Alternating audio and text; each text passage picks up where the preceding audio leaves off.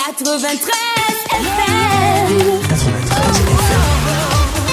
Equinox Radio.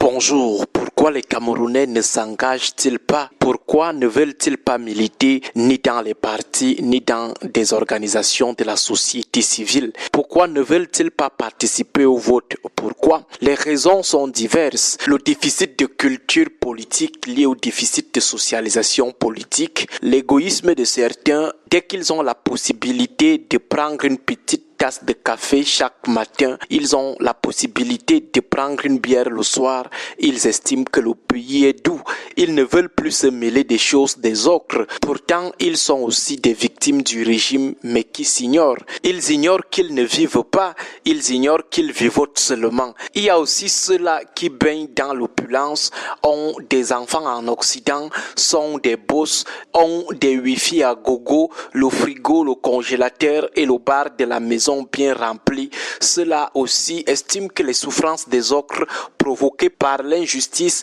l'exclusion sociale et la brimade du renouveau ne leur disent absolument rien. Ils n'ont demandé à personne de naître dans une famille des victimes du renouveau. Ils se concentrent, eux, sur leur bien-être. Les je ne fais pas moi la politique. D'autres ont peur de la violence du champ politique. Le régime a fait de l'engagement politique une affaire de brutalité ou de sorcellerie où on peut facilement perdre sa vie, instaurant ainsi un climat de terreur politique, un environnement de je veux voir mes enfants grandir. Il y a aussi une autre catégorie qui n'a pas le temps pour la politique, tellement absorbés par les problèmes quotidiens, ils estiment que faire la politique c'est ajouter une charge sur une charge. À côté, on a ceux qui ne croient pas au triomphe de leur lutte, soit à cause de la majorité obèse du RDPC dans toutes les institutions qui fait croire qu'ils sont imbattables, soit à cause du système de détournement des voix avec la grande fraude électorale. La dernière raison est le déficit des offres politiques. Les offres politiques intégrant ici les hommes politiques et ce qu'ils promettent, ces choses qui n'encouragent pas certains à s'engager.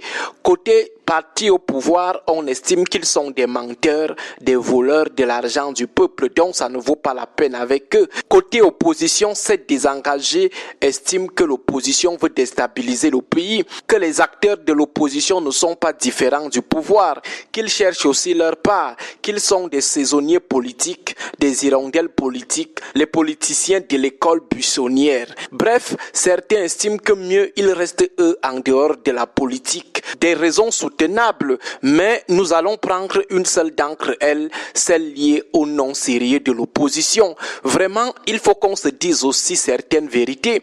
Il y a des gens dans l'opposition qui inspirent effectivement une diabolisation de l'opposition, un dégoût, une désaffection de l'engagement politique. Commençons par le cas des nomadistes ou des retourneurs de veste. Lorsque quelqu'un peut passer 10 ans en train d'insulter les gens du 6 novembre, les gens voient en lui un bagarreur ou un baroudeur politique, mais un jour comme ça, il n'abandonne même pas la lutte anti-régime, il change complètement jusqu'à il dépasse même les fondamentalistes du parti au pouvoir sur le terrain du griotisme. Ils font même en larmes sur les plateaux de télévision pour montrer au patron du renouveau qu'il regrette ses années d'opposant. Comment continuer à avoir le goût de l'engagement politique avec ce type de personnes? Quelqu'un dit que son parti est un parti de l'opposition, mais un jour, il laisse d'abord son parti pour aller rejoindre le RDPC, tout en estimant qu'on doit continuer à le considérer comme opposant. Si ce n'est pas de la sorcellerie, il s'agit de quoi?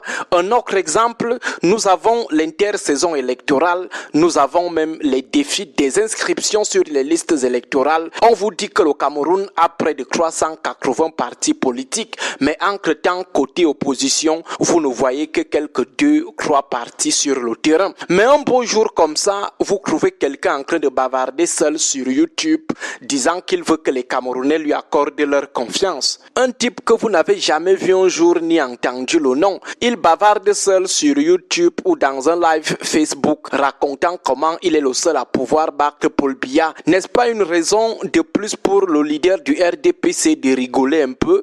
Vous sortez d'où, cher monsieur? Comme demanderait le comédien Tagne Condom, monsieur, vous célébrez Séléki.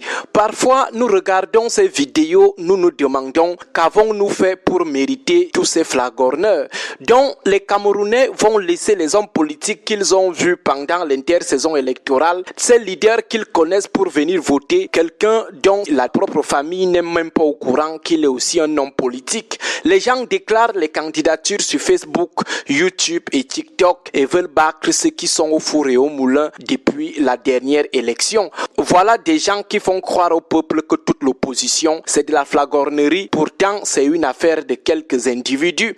Il y a une autre catégorie, eux, ils sont seulement opposants sur les plateaux de télévision, les grandes interviews ou les communiqués qu'ils pompent chaque jour sur les réseaux sociaux. Depuis 7 ans, on ne les a vus nulle part. Personne ne maîtrise la couleur de leur parti. Aucune photo d'eux avec un brin de militant. Enfin, il y a ceux qui veulent enlever Biya avec des partis politiques qui ne sont connus que par les gens de leur village ou département. C'est tout. Les 10 régions du Cameroun, aucune marque de leur présence. Mais ils vous disent qu'ils veulent battre Biya. Finalement, la population a l'impression que c'est comme ça toute l'opposition des blagueurs. En tout cas, bonne journée à vous tous. 93 FM.